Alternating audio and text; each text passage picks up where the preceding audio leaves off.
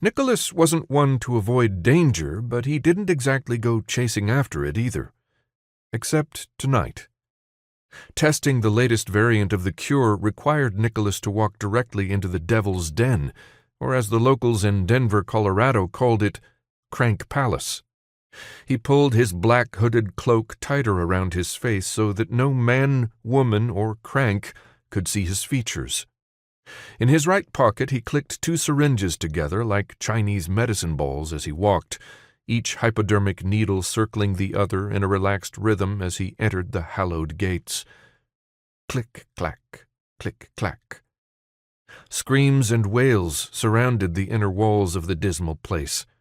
Fires ignited from flare pits. Smoke hung in the air and bodies hung in the shadows.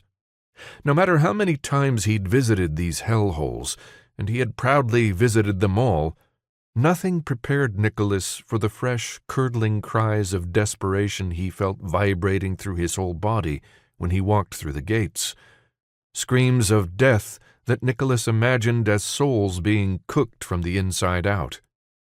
He continued to circle the syringes around each other in his pocket. Click-clack.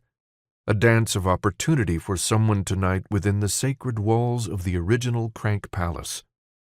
What better way to rescue the past from itself but to come to Colorado? Nicholas felt someone approaching and looked to the footsteps behind him. A crank stumbled past. He needed to be more careful with how his test went this time around. The last test subject nearly drew unwanted attention.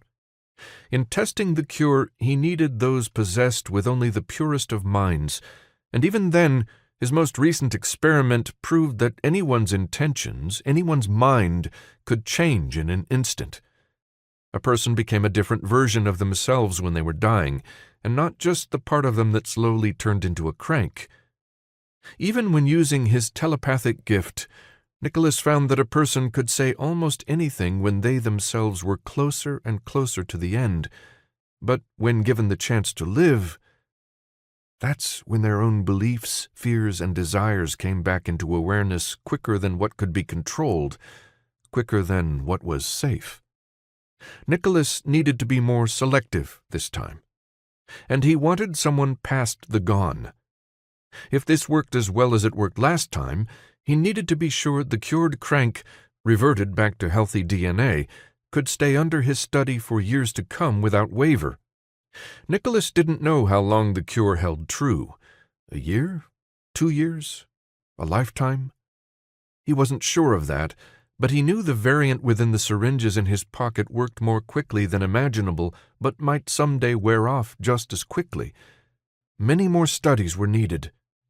A crank more human than not walked past Nicholas and let out a deep-bellied groan, a sound that could have been from hunger or the vocalized grief of having his deepest memories resurface, a groan of one's sanity slipping away. Nicholas walked on,